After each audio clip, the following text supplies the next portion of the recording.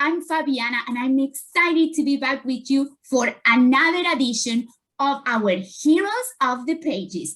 Today, we are celebrating a great new friend of DCT, author Trudy Ludwig. She wrote the book we are talking about, The Invisible Boy. This book highlights how a simple act of kindness can be life-changing. Welcome, Trudy. Thank you so much for having me, Fabiana. Thank you for being here. We're going to have a lot of fun today. We're going to talk about the book. And then, you're going to get some questions from our audience, Trudy, so get ready. I will. But to start our presentation, DCT actress and teaching artist Emily Faith is going to challenge all of us with a few brain exercises. Emily, take it away. Thanks so much, Fabiana. All right, can I see everyone sit up really straight and tall? Can you sit up as straight and tall as you can? Wonderful, wonderful. I'm just curious because I have a lot of feelings. I'm feeling really excited right now. Can you show me with your body how you are feeling? You might be feeling happy. You might be feeling kind of sleepy. You might be, how else could we feel? Angry? Someone could be angry. Can you strike a pose? Like I'm going to take a picture. Can you strike a pose with your body to let me know how you're feeling today on the count of 3? 1, 2, 3. Strike a pose. Oh, let me see everyone. Freeze, freeze, freeze so I can see it like it's a picture. It's not a video. It seems like some people are feeling pretty happy. Some people are excited. Some look a little grumpy. And everyone's feeling pretty good. Good. Can you shake that off? Shake that off, shake that off. Now is for the challenge. Can you show me how you're feeling about it being almost summertime? Can you strike a pose? 1, 2, 3. Strike your pose for almost summer. That is so much excitement. Great. Shake it off, shake it off, shake it off. How are you feeling? How do you feel when you get a new book? Can you show me in your body? 1, 2, 3, click. I see some surprised faces. Great, shake that off, shake that off, shake that off. I'm also wondering, so we have all read The Invisible Boy, or if you haven't, you might be reading it soon, and there were some new friends at school. Can you show me in your body how you might feel if you were the new friend at school? 1, 2, 3, click. Some people are excited, some people are waving, some people had shy or sad faces. Wonderful. Shake it off, shake it off, shake it off. Can you show me 1, 2, 3 what it looks like to be a really good friend in your body, to be a good friend who welcomes people? 1, 2, 3, click. Oh, you all look like really great friends. Shake it off, shake it off, shake it off. So I have a question for you because you all seem really, really, really, really smart and with it. So we have our author here, Miss Trudy, and she uses her words to let us know how characters are feeling in the books. But we also have illustrators. Does anybody know what an illustrator does? Can you raise your hand? Can you show me with your body, since we have our mutes off, what does an illustrator do? Can you show me? That's exactly right. That's exactly it. They draw. And sometimes they draw to let us know how we're feeling. Sometimes they use colors to let us know. So can I see, this is a trick. I said it would be kind of tricky. Can you show me in your body on the count of 3, what the color blue might look like in your body? What feeling that might be? 1, 2, 3, click. Oh, what would blue look like? For some people, they look kind of sad. I saw some thumbs down. Blue might be sad. All right, shake it off, shake it off, shake it off. I have another color that an illustrator might use. If they painted something really bright in yellow, can you show me what the illustrator might want us to be feeling? 1, 2, 3, click. I see a lot of happy or surprised faces, and I see some angry faces. Wonderful. Shake it out, shake it out, shake it out. We're going to strike one more pose and let me know how you're feeling about our time together today so far. 1, 2, 3, click. Incredible. Oh, I'm so excited. All right, I think we're pretty warmed up, so I want to throw it back to you, Fabiana. Thank you, Emily. That was really, really fun. Now, if you haven't had a chance to read this wonderful book yet, here is a sneak peek. Parents, we encourage you to read the words on the screen so that everybody can understand the story. Let's take a look.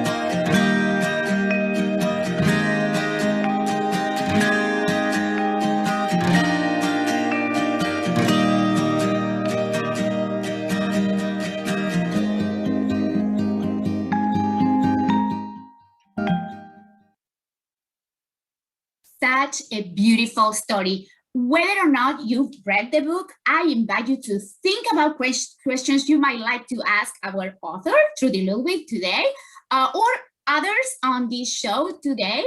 And go ahead and you can put them in the chat so we don't forget about those questions as they come to you, okay? But we'll have time for obvious Q&A later on.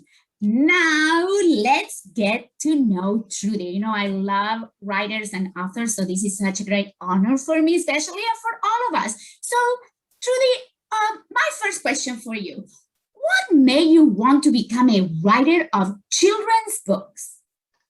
I love children's stories. And even as a little kid, I would write birthday stories for my parents because we had a big family and we didn't have a lot of money growing up. So I would write birthday stories as my gifts to my family members. And my sister actually found some of mine from many years ago when I was 9 years old. And I would also do the drawings, but I'm not a good artist. I leave that up to the professionals like Patrice Barton, who did the illustrations for The Invisible Boy. And I always wanted to read these stories, so I wanted to continue to write them. So that's what I did as I focused writing stories just for kids like you. Wonderful. And, you know, more stories we read, more intelligent we become. That's what they say, and I believe in that. Now, Trudy, is it true that you work with Sesame Street? And can you tell us a little more about your work with Sesame Street? Yes, I did. I got to meet Big Bird, and actually, I had to give Big Bird some friendship advice. He was having some problems with some of his friends on Sesame Street. And I got to work with Big Bird to help him out with his friendship problems. And then I also got to work with the people who make the show, and they had a special show called the Good Birds Club, and they wanted me to help them with the story so that it would help kids learn how to include one another and accept each other for who they are. Wonderful. And you know, any of these children that appear in your stories, are they, you know, based on real life situations, children that really exist in real life? It's a bit of a combination. To explain that, I have to explain that my first book that I ever wrote, called My Secret Bully, I wrote it when my daughter, when she was in second grade, she was bullied by some friends. You hear about friends that bully other kids? That's so sad. They're nice one day and mean the next, or they talk about you behind your back. And so I realized that she wasn't the only one that this was happening to. A lot of kids go through it, boys and girls. And so that's when I started writing stories, because I wanted kids to understand how they can connect with each other in kinder and more caring ways. And it's okay to let go of friendships that aren't that happy or healthy. You want to hang out with kids who bring out the best in you and make you feel good about yourself. They say that when we read good books, we don't feel that alone. We realize that other people may be going through the same situations. Wonderful. Now, That's true. How do you come up with the specific idea of the Invisible Boy, including the title? Well, what happened was, usually for me to write a story, I have to think of the title first because that serves as an anchor. You know how ships have anchors to keep them in one spot? Well, that's what I do with titles. I have that title that helps me understand what I want to write about. And they come to me in the early mornings. I don't know why. I'm just about to wake up and I hear this little whisper, the Invisible Boy. And I thought, oh yes, that's the kid that nobody ever sees or pays attention to, because everybody at some time or another has felt invisible, even grown-ups. Who has not felt included in a group, game, or activity, or some social gathering? And I wanted to show how it just takes one person to make you feel less invisible. And based on this message, this wonderful message in The Invisible Boy, how would you answer this question? What if I try to be nice to someone, but they do not want to be friends with me? Oh, that's a very good question, Fabiana. And I'm going to answer that by saying that not everyone is going to be friends with everyone. It's actually normal not to have friends everywhere. Even grown-ups have that problem. We're not friends with everyone we work with or who are in our neighborhood. But the important thing is, while we may be different from each other, everyone deserves to have their presence acknowledged and to feel appreciated and respected and treated kindly. And if you try to approach a person that you want as a friend, but they don't want to be friends with you, that hurts. It does hurt, and you can feel sad. Sadness is a very normal feeling, and it's okay to process that hurt, but you don't want to keep thinking about it and thinking about it for a really long time, because that's not going to help you. What helps you is to focus your energy on other things, like activities that you like to do, and find out other people that you may want to be friends with. We don't want to knock on closed doors, do we? We want people who can accept all the goodness we have to offer and give it back in kind. So try to find kids that you have something in common with, an activity or a hobby, and you'll make other friends too, because you don't want to be friends with kids who don't appreciate your goodness. That's so true, Trudy. Thank you so much. And thanks for this wonderful insight. And as I said, we'll bring you back for a Q&A with the audience in just a moment. Now, we have Carly and Olivia, who are licensed therapists for families from Meltzer Counseling. Welcome to you both. So I have a question for Carly. And my question for Carly is, how can kids be better allies? Oh, that is a great question. So I need to start by saying, well, what is an ally? What does it mean to be an ally, and how can we be better ones? Well, an ally is about being an ally, is being able to support the people around us, and really it's about being a kind, friendly presence to the people around us. So my number one tip for becoming a better ally is to start noticing the people around us.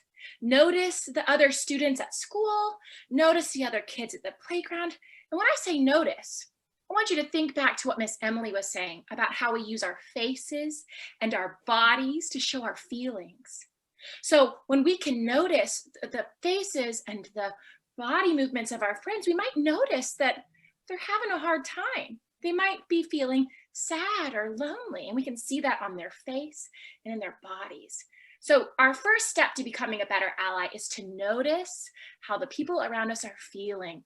And then we can take some steps to maybe to include them, and we'll talk more about that in just a minute. But I think the number one thing to be a better ally is to notice other people around us, because sometimes we get stuck on how we're feeling, but if we look up and notice those around us, then we can do something about it, which we'll talk about soon. Thank you, Carly. Now, Olivia, the based on this answer by Carly, now how can parents help their children be better allies? Sure, that's also a very great question. Parents, you can help your children be better allies just by reminding them to be kind. Your kids aren't always going to remember every day. So maybe as they're walking out the door, just be like, hey, be kind today. Write them a little note in their lunch with a little heart, just to remind them, because we don't always think about these things. You can also make sure that your kid recognizes when somebody needs help. Recognize those facial expressions that Carly was just talking about. These are all great ways for you to help. I'm also going to talk a little bit about modeling in a minute too. Carly, what suggestions do you have for kids to show their heroism when other kids are being left out? Oh, man, we all have the power to be a hero in us. And I'm so happy to be a part of this conversation for that reason. So we have this superpower, y'all. When we notice that someone else is being treated poorly, unkindly, and they might be having a hard time, man, I don't know about you, but when I have felt left out and felt sad, I feel really, really special and noticed when someone comes over and comforts me. So the first thing we can do is start comforting. If we see someone that having a hard time, we can say, oh, man, I saw what just happened and that was really tough. I'm sorry that happened. And just acknowledging that you saw it and you don't like it. That wasn't fair. So we can comfort them with our words. That's the first thing we can do. And the next thing we can do, once we've noticed, remember my first word, we've noticed, now we've comforted someone, and now we can include them. That means we can invite them to do something that we're doing. And kind of what you were saying, Miss Trudy, about a shared activity. Maybe we invite them to play a game on the playground where we can all be involved in the same thing and on the same page. Including someone is as simple as saying, hey, do you want to come play with me? And it can feel really special to be invited and included. So that's something we can do. And last, but certainly not least, we can report. What I mean by report is that if you notice that someone is being treated unkindly or unfairly, or someone's, bullying them, it's time to report that to a trusted adult. Now, you might be thinking, but Miss Carly, I am no tattletale. Well, there's a difference between tattling and reporting. When we tattling is like, I'm going to tell on that person so they get in trouble, and because I want them to get in trouble. But reporting is when you really notice someone is being hurt. There is a wrongdoing happening. It is our job as good allies to report that to adults that can help. And so when we report when someone is being hurt, that is always the right thing to do. It's not tattling. All right, so let's review. We notice that someone is having a hard time. We comfort them. We say, oh man, that was really hard. I'm sorry that happened. We include them. We invite them to do something. Say, hey, we're going over here to play with these rocks. You want to come? It doesn't even have to be anything grand. Just an invitation to belong. And last but not least, report. Report to a trusted adult if you see that another child is being bullied or being spoken to unkindly. That's the time when we let an adult know so they can step in. Yeah. Thank you, Carly. The power of words, that's the magic of words, and how we can include people with words, or we can use words to help them. That's magic. Now, Olivia, what can parents do to help kids visually understand what these ads look like? Absolutely. So parents, your biggest job is to model, model, model. Your kids are looking at you all the time. They're watching what you're doing. They're listening to your words. And one day you might hear your words coming through their mouth. So make sure the words that you're saying are kind and inclusive. When you're driving, they're listening to you. So if somebody cuts you off, you might just want to let that one go. You might want to stop the honking of the horns. Just breathe and let it go. I know that can be hard. And you also want to make sure that you are doing things for other people as well. Get your kids involved in that. Look for a charity or some kind of volunteer opportunity where your kids can see you working and they can also take part in that. Report issues, anything that you see that's uncomfortable or illegal. Make sure your kid knows that you don't find that's okay and that you're also going to report it just like they would. Everything that you tell them to do, we want to see you do too. So use those kind words, get involved. Remember, your kids are watching you. They want to be just like you someday. Now, this has been a real challenging time for families. So where can families find resources for help? And let's start with resources for children. Carly? Yeah, absolutely. So first, I just want to acknowledge, like you just said, man, it has been a really, really tough season we have all found ourselves in. I mean, all of us, adults and children alike, we have experienced a collective trauma. It has been a rough year and a half, y'all. Oh, it's been so hard. And so I think it's important to acknowledge that we've experienced this collectively. And I think one of the most powerful things we can do is to heal collectively. And so when I'm thinking of what kids can do, kids can be with other kids. It's been a very lonely season. And so now that things are becoming safer, that you can find times to play with your friends and to practice these skills, right? We get to do that by being with kids our own age. And also by reading great books. So books by Trudy Ludwig, maybe, okay? Go check out her books. I know there's links in the chat, but The Invisible Boy is a great example of that, about how we can grow and we can feel less alone by reading a book. And there are lots of books that are good for that. And I know Trudy's written a lot of them. So go check those out.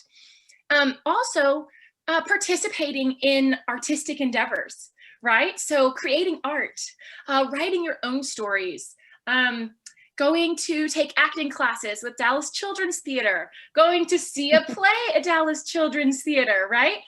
All of these are ways to get outside ourselves and to feel less alone. But if I could say one thing, it's to play. To play, and play some more. And if you have the opportunity to do that with other kids, I know that you'll feel less alone. We need each other. We need each other. So I look forward to this summer where we get to be outside and enjoy one another. And kids, y'all are superheroes. You are able to change our world just by being kind to one another. And that's what you can do. And Olivia, what about parents? What about resources for parents? Sure. So the first thing that parents should know is that they are the greatest resource for their child. Parents can nurture a child's mental health by building close relationships with them, providing structure and boundaries, fostering independence, encouraging social connections, teaching healthy habits, modeling positive behavior. So remember that you are number one for these guys. Next, I would say going to teachers, school counselors, the school nurse, and then outside of school, agency counselors like me and Carly, a psychologist, a psychiatrist, their pediatrician. It really does take, it takes a collective to grow these kids. It takes a village to grow these kids. And you want your kids to grow up kind and nice and happy. And starting from you, that's how they're going to grow. And I have a couple of resources to throw in the chat.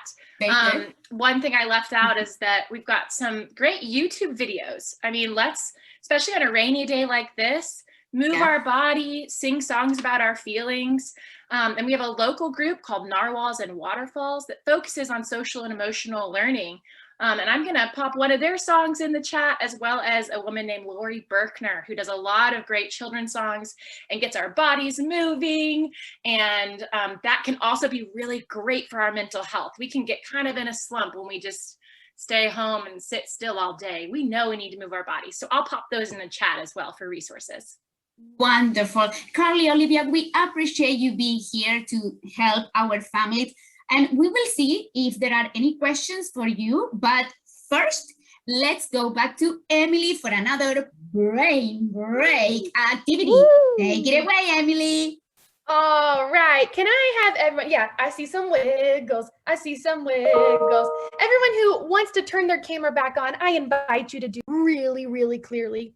Incredible. You are going to notice what I am doing, and you are going to do what I do. Are you ready?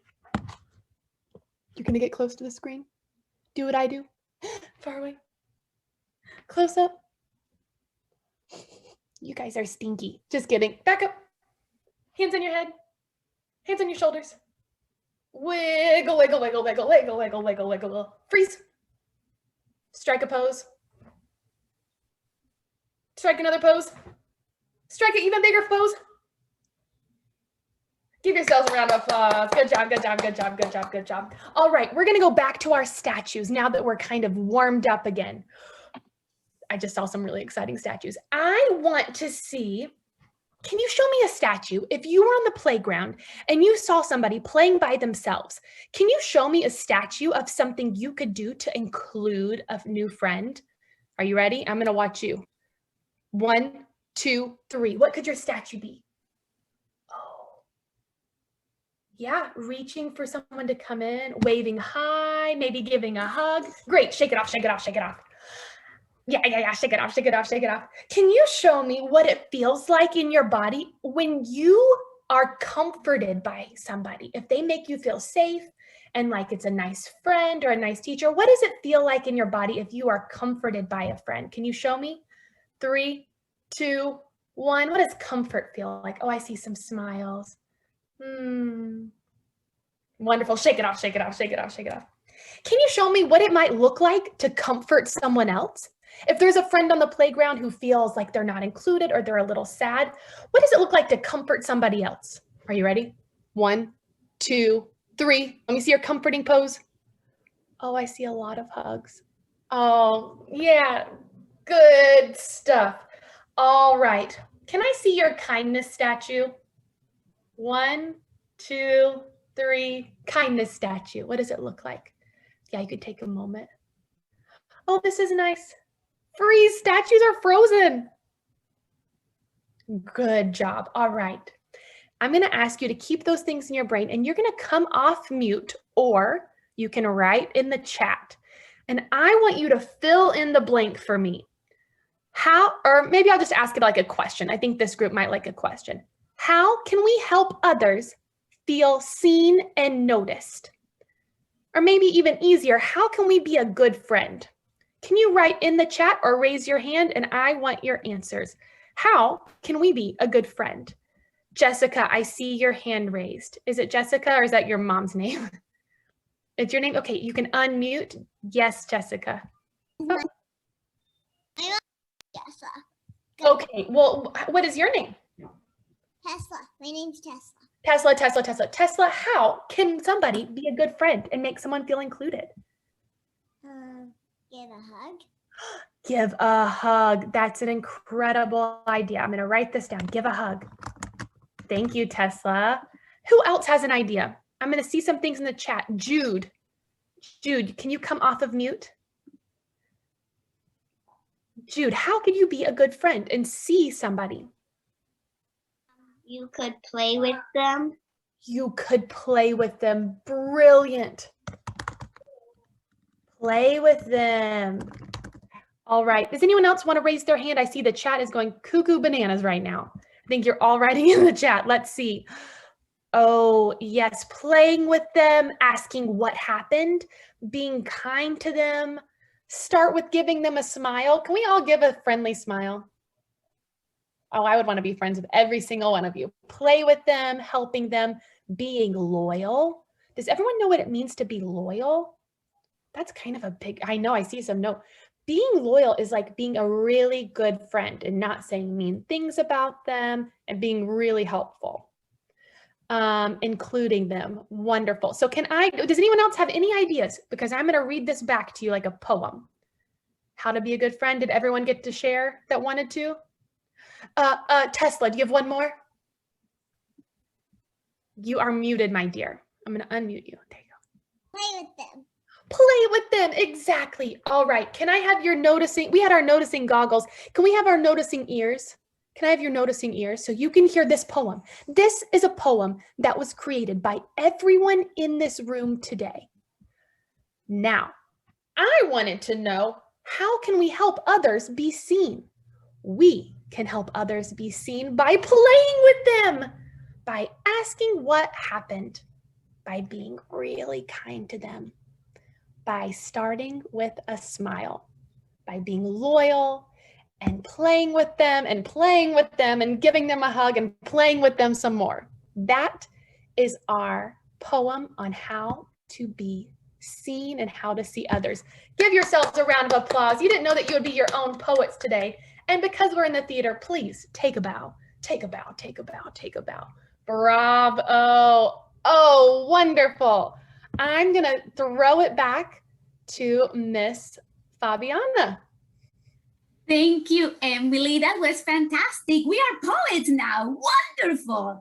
And we can use poetry to help our friends. So we appreciate your helping us understand more visually what we mean about expressing ourselves. Now, let's see if there are any questions from our audience. Miss Trish? Thank you, Fabiana. We have just a few. This one is for Trudy. Trudy, somebody wants to know, because you write so many books, where do you get your ideas? Unmute. Sorry. I get my ideas from other kids who share their story ideas, and they ask me to try to write something about it. My most recent book with the same illustrator of The Invisible Boy, this one, Quiet Please, Owen McPhee, actually came to me with a little boy when I was in a school after a school visit, and the librarian was talking to the kids, and this was a very chatty boy named Charlie. And every time the librarian turned the page, he kept interrupting the librarian saying, "And then what would happen? And then what?" And the teacher kept saying, "If you just be quiet, let me turn the page." And then when the bell rang, that little boy ran right up to me. He said, "You're that author lady, aren't you, that talked to us?" And I said, "Mm-hmm." And he said, "I have a great idea for your next book. It should be called Shh, and it's about a kid who talked too much." And then he ran away. And it felt like I was struck by lightning. And I made my promise, and I dedicated that book to Charlie at his school. I love that. How great is that? Also, we have a question for Olivia and Carly. Let's see. Can't tell who this is from, but what's your best advice for parents who have a child who has acclimated really well to online learning from home and prefers not to go back into the classroom?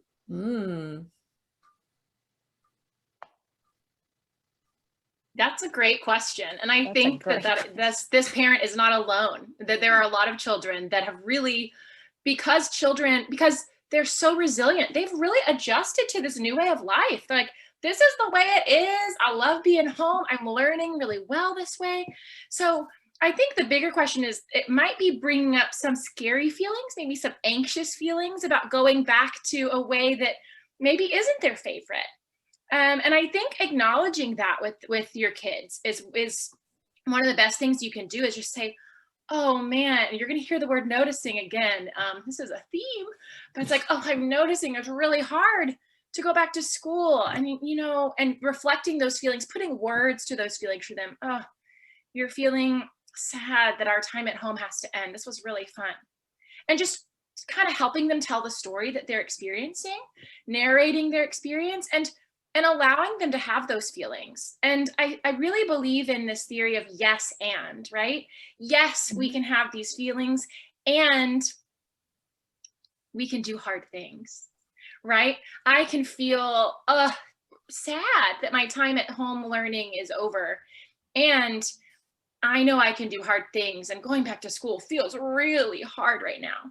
So just giving words to that for your child, normalizing that, I think it's really normal. And again, this theme of today, feeling seen and understood, right, is helping your child feel seen and understood by normalizing that feeling. There's nothing wrong with them for feeling that way. It's very normal. And it's time to do something new. And it's okay that that's scary. We can feel scared and go do something brave. Yeah, for sure.